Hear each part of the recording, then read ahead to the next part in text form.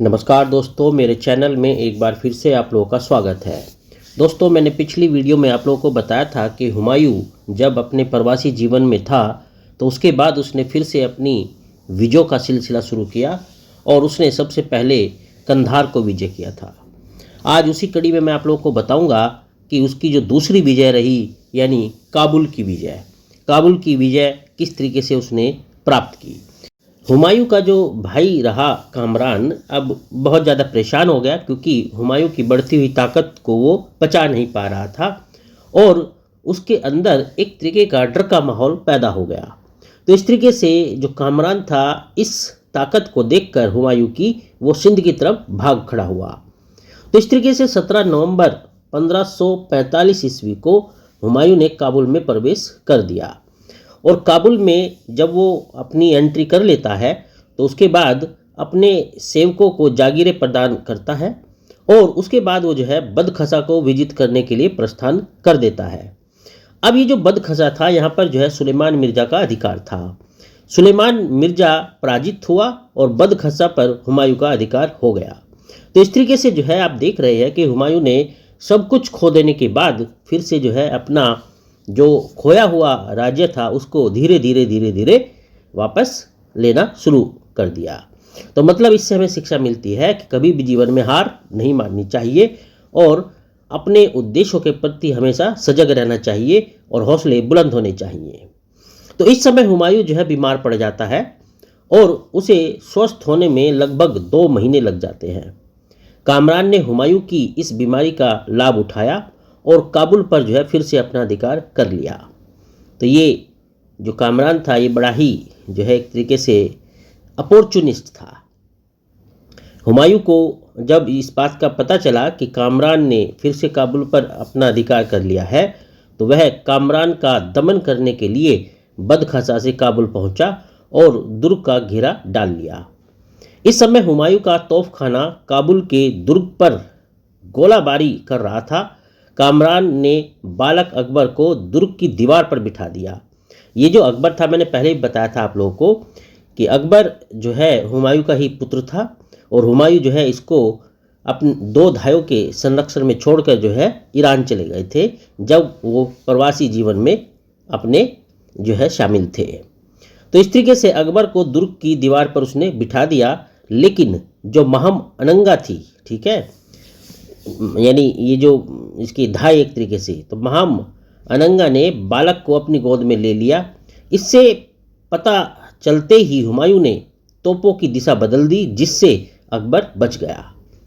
कामरान हुमायूं की सेना का अधिक समय तक सामना न कर सका और संधि के लिए उसने हुमायूं से प्रार्थना करनी शुरू कर दी।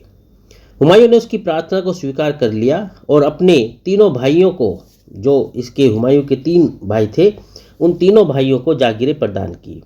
तो इस प्रकार से देखा जाए तो भाइयों की ओर से निश्चिंत होकर हुमायूं जो है बल्ख विजय के लिए रवाना हो जाता है। लेकिन हुमायूं की अनुपस्थिति से लाभ उठाकर ये जो कामरान था, इसका भाई, मैंने बताया शुरू में, बड़ा ही अवसरवादी रहा है।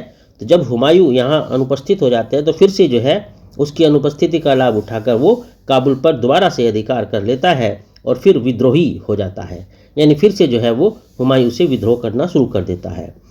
तो इस प्रकार से हुमायूं तीसरी बार फिर काबुल पर अधिकार करने के लिए आ जाता है और कामरान को पराजित कर देता है। कामरान बेस बदलकर जो है भाग निकलता है, लेकिन अस्करी बंदी बना लिया गया, यानी अस्करी को वो बंदी बना लेता है। कामरान बच के भाग जाता है। अस्करी की प्रार्थना पर उसे हज के लिए बल्ख के मार्ग से मक्का मदीना जाने की अनुमति दे दी जाती है, जहां 1557 या 58 ईस्वी में उसकी मृत्यु हो जाती है। तो इस तरीके से इसके भाई अस्करी का जो काम है वो यहाँ तमाम हो जाता है। लेकिन ये जो कामरान था, ये बहुत ही महत्वाकांक्षी था और ये शांत बैठने वाला व्यक्ति नहीं था। इस प्रकार से कामरान फिर से जो है 1551 ईस्वी में पुनः काबुल के निकट जा पहुंचता है। हुमायूं सूचना पाते ही उसके दमन के लिए फिर से जो है निकल पड़ते हैं और 23 नवंबर 1551 की रात को, ठीक है, ध्यान देना, 23 नवंबर 1551 की रात्रि को कामरान और हुमायूं की सेना में युद्ध शुरू हो जाता है। जिसमें हुमायूं की ओर से युद्ध करते हुए हिंदाल मारा जाता है। तो यानी इसके दो भाई जो है, एक अस्करी और हिंदाल, इन दोनों का तो काम यहाँ तमाम हो गया। हुमायूं ने हिंदाल की जागीर अकबर को प्रदान कर देते हैं, वो यानी जो अकबर उनके बेटे होते हैं हुमायूं के, उनको वो हिंदाल की जागीर को दे देते हैं।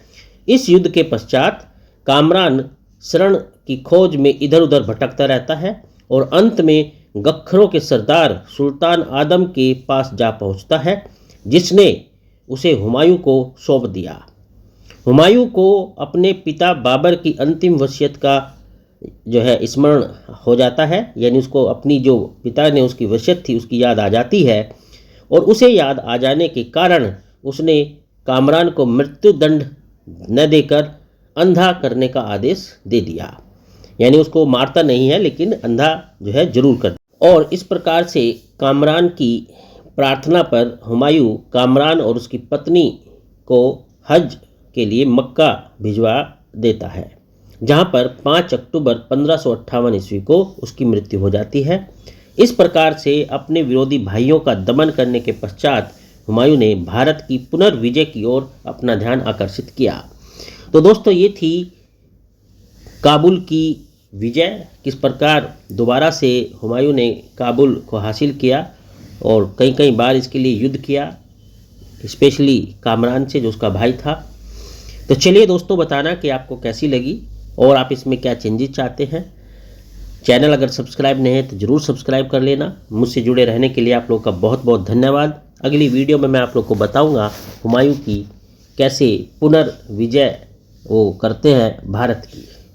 चलिए, आपका धन्यवाद।